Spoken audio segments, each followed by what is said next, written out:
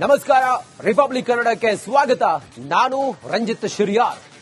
SIT ಅಧಿಕಾರಿಗಳು ಧರ್ಮಸ್ಥಳದಲ್ಲಿ ಈಗ ತನಿಖೆಯನ್ನ ಮಾಡ್ತಾ ಇದ್ದಾರೆ. ಇದರ ನಡುವೆ ಒಂದೊಂದು ತಿರುವನ್ನ ಪಡೆದುಕೊಳ್ತಾ ಇದೆ ಈ ಪ್ರಕರಣ. ಈಗ 39 ವರ್ಷದ ನಂತರ ಹಿಂದೆ ಆದಂತ ಪ್ರಕರಣದ ಕುರಿತಾಗಿ ತನಿಖೆಯನ್ನ ಮಾಡಬೇಕು ಅನ್ನುವ ಆಗ್ರಹವನ್ನ ಯಾರು ತಮ್ಮ ಮನೆಯವರನ್ನು ಕಳ್ಕೊಂಡಿದ್ರು ಅಥವಾ ತಮ್ಮ ಮನೆ ಮಗಳನ್ನ ಕಳ್ಕೊಂಡಿದ್ರು ಅವರ ಪೋಷಕರು ಈಗ ಬಂದು ನಮಗೂ ನ್ಯಾಯ ಕೊಡಿ, ಇದರ ತನಿಖೆ ಆಗಬೇಕು ಅಂತ ಹೇಳಿ ಹೇಳ್ತಾ ಇದ್ದಾರೆ. ಯಾರವರು ಅಂತ ಕೇಳಿದ್ರೆ ನೋಡಿ, ಧರ್ಮಸ್ಥಳದ ಎಸ್ಐಟಿ ಶೋಧ ಪ್ರಕರಣ ರಣರೋಚಕ ತಿರುವನ್ನ ಪಡೆದುಕೊಳ್ತಾ ಇದೆ. 39 ವರ್ಷಗಳ ಹಳೆಯ ಪ್ರಕರಣದ ತನಿಖೆಗೆ ಆಗ್ರಹಿಸ್ತಾ ಇದ್ದಾರೆ. ಎಸ್ಐಟಿಗೆ ದೂರು ನೀಡೋದಕ್ಕೆ ಮುಂದಾದ ಪದ್ಮಲತಾ ಅವರ ಸಹೋದರಿ. ಡಿಸೆಂಬರ್ 22ನೇ ತಾರೀಕು 1986 ಕಾಲೇಜು ವಿದ್ಯಾರ್ಥಿನಿ ಪದ್ಮಲತಾ ಅವರ ಕೊಲೆಯಾಗುತ್ತೆ. 56 ದಿನಗಳ ಬಳಿಕ ಪದ್ಮಲತಾ ಅವರ ಶವ ಪತ್ತೆಯಾಗುತ್ತೆ. 39 ವರ್ಷಗಳ ನಂತರ ನ್ಯಾಯಕ್ಕಾಗಿ ಪದ್ಮಲತಾ ಸಹೋದರಿ ಈಗ ಆಗ್ರಹಿಸಿದ್ದಾರೆ. ಎಸ್ಐಟಿ ರಚನೆ ನಂತರ ನ್ಯಾಯ ಸಿಗೋ ವಿಶ್ವಾಸ ನಮಗೂ ಇದೆ, ಹಂಗಾಗಿ ನನ್ನ ತಂಗಿಗೂ ಕೂಡ ನ್ಯಾಯ ಸಿಗಬೇಕು. 39 ವರ್ಷಗಳಿಂದ ನಾವು ಕೊರಗಿದ್ದೀವಿ, ನ್ಯಾಯಕ್ಕಾಗಿ ನಾವು ಹೋರಾಟ ಮಾಡಿದ್ದೀವಿ. ಆದ್ರೆ ಈಗ ಎಸ್ಐಟಿ ಅಧಿಕಾರಿಗಳು ಇದರ ತನಿಖೆ ಮಾಡ್ತಾ ಇದ್ದಾರೆ. ನಮ್ಮ ತಂಗಿಗೂ ಕೂಡ ನ್ಯಾಯ ಸಿಗಬೇಕು ಅಂತ ಹೇಳಿ ಆಗ್ರಹಿಸಿದ್ದಾರೆ ಪದ್ಮಲತಾ ಅವರ ಸಹೋದರಿ. 39 ವರ್ಷದ ಹಿಂದಿನ ಪ್ರಕರಣ ಇದು. ಇವಾಗ ಬಂದಿದ್ದಂದ್ರೆ ನನ್ನ ತಂಗಿಯ ಕೊಲೆಯಾಗಿ 39 ವರ್ಷ ಆಯಿತು. ಇಷ್ಟುವರೆಗೆ ನಮಗೆ ನ್ಯಾಯ ಸಿಗಲಿಲ್ಲ. ಕೊಲೆಗಾರ ಯಾರಂತ ಇಷ್ಟುವರೆಗೆ ನಮಗೆ ಗೊತ್ತಿಲ್ಲ. ಅದರಿಂದಾಗಿ ಈಗ ಎಸ್ಐಟಿ ತನಿಖೆ ಆಗ್ತಾ ಉಂಟು. ಅದರಲ್ಲಿ ಆ ಜೊತೆಗೆ ಪದ್ಮಲತನ ಕೊಲೆಯ ಆರೋಪಿಗಳನ್ನು ಪತ್ತೆ ಹಚ್ಚಬಹುದು ಎಂಬ ನಿರೀಕ್ಷೆಯಲ್ಲಿ ಪೊಲೀಸರಿಗೆ ಕಂಪ್ಲೇಂಟ್ ಕೊಟ್ಟಿಗೆ ಬಂದಿದ್ದೇವೆ. ಸಿಐಡಿ ಅವಾಗ ಏನಂತ ರಿಪೋರ್ಟ್ ಕೊಟ್ಟಿತ್ತು? ಸಿಐಡಿ ಪತ್ತೆ ಹಚ್ಚಲಾಗದ ಕೇಸ್ ಅಂತ ಇದು ಹಿಂಬರಹ ಕೊಟ್ಟಿದ್ರು. ಅದಾದ್ಮೇಲೆ ನೀವು ಯಾರು ಸಂಪರ್ಕ ಮಾಡಿದ್ರ? ಇಲ್ಲ. ಯಾಕೆ ಇಷ್ಟು ದಿವಸ ತಡ ಮಾಡಿತ್ತು? ಯಾಕೆ ಬೇರೆ ಎಲ್ಲೋ ಇದು ಮಾಡಬೇಕು ಅಂತ ಅನಿಸ್ಲಿಲ್ಲ ನಿಮಗೆ? ರಾಜ್ಯ ಸರ್ಕಾರಕ್ಕೆ ಮನವಿ ಮಾಡಬೇಕು, ಎಸ್ಐಟಿ ತನಿಖೆ ಮಾಡಬೇಕು ಆ ತರದ, ಅವಾಗ ನಿಮ್ಗೆ ಬರ್ಲಿಲ್ವಾ? ಇಲ್ಲ, ಬರ್ಲಿಲ್ಲ. ಈಗ ಕಾನ್ಫಿಡೆಂಟ್ ಇದೆಯಾ? ಈಗ ಈ ಎಸ್ಐಟಿ ನಿಮ್ಮ ಪ್ರಕರಣವನ್ನ ತಗೋತಾರೆ ಈಗ ವಿಶ್ವಾಸ ಇದೆ. ಈಗ ಪೂರ್ಣ ವಿಶ್ವಾಸ ಇದೆ. ಎಸ್ಐಟಿ ಈಗ ಏನಂತ ಕೇಳ್ಕೊಳಕ್ ಬಂದಿದ್ರಿ? ಕೊಲೆಗಾರ ಯಾರಂತ ನಮಗೆ ಗೊತ್ತಾಗಬೇಕು, ಅವರಿಗೆ ಸರಿಯಾದ ಶಿಕ್ಷೆ ನೀಡಬೇಕು. ಸಾಕ್ಷಿಗಳೇನಾದ್ರು ಕೇಳಿದ್ರಮ್ಮ? ಹೇಗೆ? ನಿಮ್ಗೆ ಇಲ್ಲ, ಅವರು ಹೇಳಲಿಲ್ಲ, ನಾವಾಗಿ ಬಂದು ಕೊಡ್ತಾ ಇದ್ದೇವೆ, ಕೊಡ್ಲಿಕ್ಕೆ ಅಂತ ಬಂದಿದ್ದೇವೆ. ಏನಂದ್ರು? ಈಗ ಆಫೀಸಲ್ಲಿ ಜನ ಇಲ್ಲ ಅಂತ ಸ್ವಲ್ಪ ಬಿಟ್ಟು ಅವ್ರು ಕಾಲ್ ಮಾಡ್ತಾರಂತೆ, ಆಮೇಲೆ ಬರ್ಲಿಕ್ಕೆ ಹೇಳಿದ್ರು. ಇವಾಗ ಬಂದಿದ್ದಂದ್ರೆ ನನ್ನ ತಂಗಿಯ ಕೊಲೆಯಾಗಿ 39 ವರ್ಷ ಆಯಿತು. ಇಷ್ಟುವರೆಗೆ ನಮಗೆ ನ್ಯಾಯ ಸಿಗಲಿಲ್ಲ. ಕೊಲೆಗಾರ ಯಾರಂತ ಇಷ್ಟುವರೆಗೆ ನಮಗೆ ಗೊತ್ತಿಲ್ಲ. ಅದರಿಂದಾಗಿ ಈಗ ಎಸ್ಐಟಿ ತನಿಖೆ ಆಗ್ತಾ ಉಂಟು. ಅದರಲ್ಲಿ ಆ ಜೊತೆಗೆ ಪದ್ಮಲತನ ಕೊಲೆಯ ಆರೋಪಿಗಳನ್ನು ಪತ್ತೆ ಹಚ್ಚಬಹುದು ಎಂಬ ನಿರೀಕ್ಷೆಯಲ್ಲಿ ಪೊಲೀಸರಿಗೆ ಕಂಪ್ಲೇಂಟ್ ಕೊಟ್ಟಿಗೆ ಬಂದಿದ್ದೇವೆ. ಸಿಐಡಿ ಅವಾಗ ಏನಂತ ರಿಪೋರ್ಟ್ ಕೊಟ್ಟಿತ್ತು?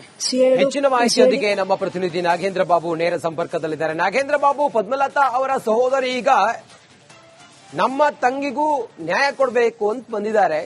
ಎಸ್ಐಟಿ ಅಧಿಕಾರಿಗಳಿಗೆ ಏನೇನ್ ಸಾಕ್ಷಿ ಕೊಟ್ಟಿದ್ದಾರೆ? ಸದ್ಯ ಈ ಪ್ರಕರಣ ಯಾವ ಆಯಾಮದಲ್ಲಿ ನಡೀಬಹುದು? ಇದನ್ನು ಎಷ್ಟು ಗಂಭೀರವಾಗಿ ಪರಿಗಣಿಸಬಹುದು? ಏನಿದೆ ತಮ್ಮ ಹತ್ರ ವಿವರ, ನಾಗೇಂದ್ರ ಬಾಬು?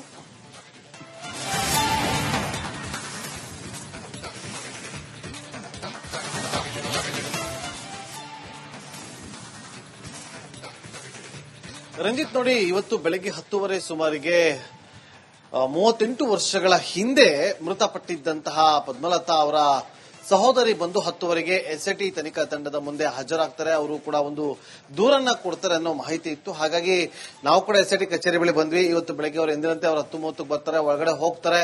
ಒಳಗಡೆ ಹೋದಾಗ ಅಲ್ಲಿ ಅವರನ್ನ ಎನ್ಕ್ವೈರಿ ಮಾಡಲಾಗುತ್ತೆ. ಜೊತೆಗೆ ಹಿರಿಯ ಅಧಿಕಾರಿಗಳು ಇನ್ನೂ ಕೂಡ ಬಂದಿಲ್ಲ. ಅವರು ಬಂದ ಬಳಿಕ ನಿಮ್ಮನ್ನ ಮತ್ತೆ ವಾಪಸ್ ಕರೆಸ್ಕೊಳ್ತೀವಿ, ಆಗ ಬಂದು ನಿಮ್ಮ ದೂರ ಏನಿದೆ ಅದನ್ನ ಕೊಡಬಹುದು.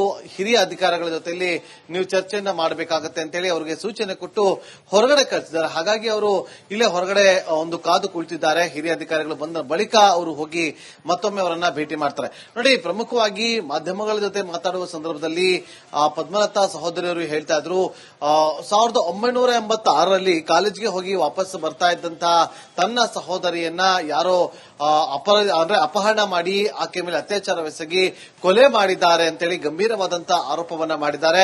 ಇದೇ ಆರೋಪದ ಒಂದು ವಿಚಾರವನ್ನ ಕೂಡ ಅವರು ಬರೆದಿರುವಂತಹ ದೂರಿನ ಪ್ರತಿಯಲ್ಲೂ ಕೂಡ ಉಲ್ಲೇಖ ಮಾಡಿದ್ದಾರೆ. ಮತ್ತೊಂದು ವಿಚಾರ ಅಂತಂದ್ರೆ ನಾವು ಆಕೆಯನ್ನ ಸುಟ್ಟಿಲ್ಲ, ಹಾಗೆ ಹೂತಿಟ್ಟಿದ್ದೀವಿ, ಹಾಗಾಗಿ ಎಸ್ಐಟಿ ಮೇಲೆ ನಮಗೆ ಒಂದು ಭರವಸೆ ಇದೆ, ಅವರು ಈ ಒಂದು ಪ್ರಕರಣವನ್ನ ಕೂಡ ತೆಗೆದುಕೊಳ್ತಾರೆ, ಇದರಲ್ಲಿ ಯಾರೆಲ್ಲ ಆರೋಪಿಗಳಿದ್ದಾರೆ ಅವರನ್ನ ಅರೆಸ್ಟ್ ಮಾಡ್ತಾರೆ, ಒಂದು ನ್ಯಾಯ ಒದಗಿಸಿಕೊಡ್ತಾರೆ ಅಂತೇಳಿ ವಿಶ್ವಾಸ ಇದೆ ಅಂತ ಹೇಳಿ ಈಗ ಎಸ್ಐಟಿ ಕಚೇರಿ ಮುಂದೆ ಬಂದು ಅವರು ತಮ್ಮ ದೂರನ್ನ ಕೊಡೋದಕ್ಕೆ ಮುಂದಾಗ್ತಿದ್ದಾರೆ. ಹಾಗಾಗಿ ಆ ಒಂದು ದೂರಿನ ಅಂಶದಲ್ಲಿರುವಂತೆ ಪ್ರಮುಖವಾಗಿ ಹೂತಿಟ್ಟಿದ್ದೀವಿ, ಕಳೆಬರಹವನ್ನ ತೆಗೆದು ಆ ಮೂಲಕ ನೀವು ಸತ್ಯತೆಯನ್ನ ಪತ್ತೆ ಹಚ್ಚಬೇಕು ಅಂತ ಹೇಳಿ ಅವರು ಮನವಿಯನ್ನ ಕೂಡ ಮಾಡಿಕೊಂಡಿದ್ದಾರೆ.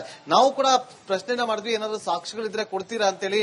ಅವರು ಆ ಒಂದು ಎಸ್ಐಟಿ ಕಚೇರಿಗೆ ಹೊರಗಡೆ ಹೋಗಿ ನಾವು ಮೊದಲು ದೂರನ್ನ ಕೊಡ್ತೀವಿ, ಆ ಬಳಿಕ ಮತ್ತೊಮ್ಮೆ ಮಾತಾಡೋದಾಗಿ ಒಂದು ಮಾಹಿತಿಯನ್ನ ಕೂಡ ಕೊಟ್ಟಿದ್ದಾರೆ. ಹಾಗಾಗಿ ಈಗ ಎಸ್ಐಟಿ ತನಿಖಾ ತಂಡ ನೂರಾರು ಶವಗಳನ್ನ ಹೂತಿಟ್ಟಿರುವ ಸತ್ಯ ಶೋಧನೆಯಲ್ಲಿದೆ.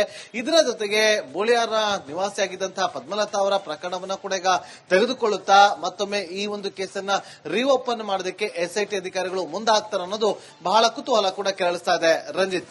ಓಕೆ, ಥ್ಯಾಂಕ್ ಯು ತಮ್ಮೆಲ್ಲ ಮಾಹಿತಿಗಾಗಿ ನಾಗೇಂದ್ರ ಬಾಬು.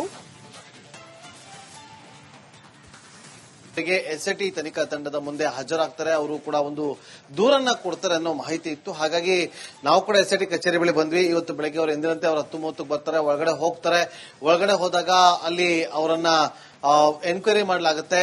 ಜೊತೆಗೆ ಹಿರಿಯ ಅಧಿಕಾರಿಗಳು ಇನ್ನೂ ಕೂಡ ಬಂದಿಲ್ಲ, ಅವರು ಬಂದ ಬಳಿಕ ನಿಮ್ಮನ್ನ ಮತ್ತೆ ವಾಪಸ್ ಕರೆಸ್ಕೊಳ್ತೀವಿ, ಆಗ ಬಂದು ನಿಮ್ಮ ದೂರೇನಿದೆ ಅದನ್ನ ಕೊಡಬಹುದು, ಹಿರಿಯ ಅಧಿಕಾರಿಗಳ ಜೊತೆಯಲ್ಲಿ ನೀವು ಚರ್ಚೆಯನ್ನ ಮಾಡಬೇಕಾಗತ್ತೆ ಅಂತೇಳಿ ಅವರಿಗೆ ಸೂಚನೆ ಕೊಟ್ಟು ಹೊರಗಡೆ ಕಳಿಸಿದ್ದಾರೆ. ಹಾಗಾಗಿ ಅವರು ಇಲ್ಲೇ ಹೊರಗಡೆ ಒಂದು ಕಾದು ಕುಳಿತಿದ್ದಾರೆ. ಹಿರಿಯ ಅಧಿಕಾರಿಗಳು ಬಂದ ಬಳಿಕ ಅವರು ಹೋಗಿ ಮತ್ತೊಮ್ಮೆ ಅವರನ್ನ ಭೇಟಿ ಮಾಡ್ತಾರೆ. ನೋಡಿ, ಪ್ರಮುಖವಾಗಿ ಮಾಧ್ಯಮಗಳ ಜೊತೆ ಮಾತಾಡುವ ಸಂದರ್ಭದಲ್ಲಿ ಪದ್ಮಲತಾ ಸಹೋದರಿಯರು ಹೇಳ್ತಾ ಇದ್ರು, 1986ರಲ್ಲಿ ಕಾಲೇಜ್ಗೆ ಹೋಗಿ ವಾಪಸ್ ಬರ್ತಾ ಇದ್ದಂತಹ ತನ್ನ ಸಹೋದರಿಯನ್ನ ಯಾರೋ ಅಪಹರಣ ಮಾಡಿ ಆಕೆ ಮೇಲೆ ಅತ್ಯಾಚಾರವೆಸಗಿ ಕೊಲೆ ಮಾಡಿದ್ದಾರೆ ಅಂತೇಳಿ ಗಂಭೀರವಾದಂತಹ ಆರೋಪವನ್ನ ಮಾಡಿದ್ದಾರೆ.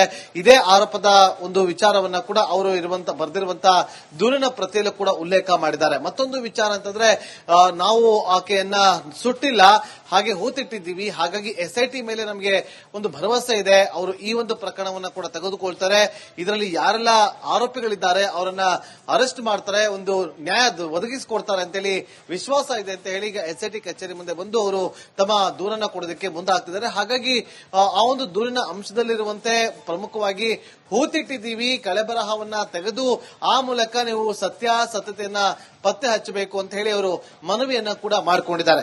ನಾವು ಕೂಡ ಪ್ರಶ್ನೆನ ಮಾಡಿದ್ವಿ, ಏನಾದ್ರು ಸಾಕ್ಷಿಗಳಿದ್ರೆ ಕೊಡ್ತೀರಾ ಅಂತೇಳಿ. ಅವರು ಆ ಒಂದು ಎಸ್ಐಟಿ ಕಚೇರಿಗೆ ಹೊರಗಡೆ ಹೋಗಿ ನಾವು ಮೊದಲು ದೂರನ್ನ ಕೊಡ್ತೀವಿ, ಆ ಬಳಿಕ ಮತ್ತೊಮ್ಮೆ ಮಾತಾಡೋದಾಗಿ ಒಂದು ಮಾಹಿತಿಯನ್ನ ಕೂಡ ಕೊಟ್ಟಿದ್ದಾರೆ. ಹಾಗಾಗಿ ಈಗ ಎಸ್ಐಟಿ ತನಿಖಾ ತಂಡ ನೂರಾರು ಶವಗಳನ್ನ ಹೂತಿಟ್ಟಿರುವ ಸತ್ಯ ಶೋಧನೆಯಲ್ಲಿದೆ. ಇದರ ಜೊತೆಗೆ ಬೋಳಿಯಾರ ನಿವಾಸಿಯಾಗಿದ್ದಂತಹ ಪದ್ಮಲತಾ ಅವರ ಪ್ರಕರಣವನ್ನ ಕೂಡ ಈಗ ತೆಗೆದುಕೊಳ್ಳುತ್ತಾ ಮತ್ತೊಮ್ಮೆ ಈ ಒಂದು ಕೇಸನ್ನ ರೀಓಪನ್ ಮಾಡೋದಕ್ಕೆ ಎಸ್ಐಟಿ ಅಧಿಕಾರಿಗಳು ಮುಂದಾಗ್ತಾರೆ ಅನ್ನೋದು ಬಹಳ ಕುತೂಹಲ ಕೂಡ ಕೆರಳಿಸ್ತಾ ಇದೆ. ರಂಜಿತ್. ಓಕೆ, ಥ್ಯಾಂಕ್ ಯು ತಮ್ಮೆಲ್ಲ ಮಾಹಿತಿಗಾಗಿ ನಾಗೇಂದ್ರ ಬಾಬು.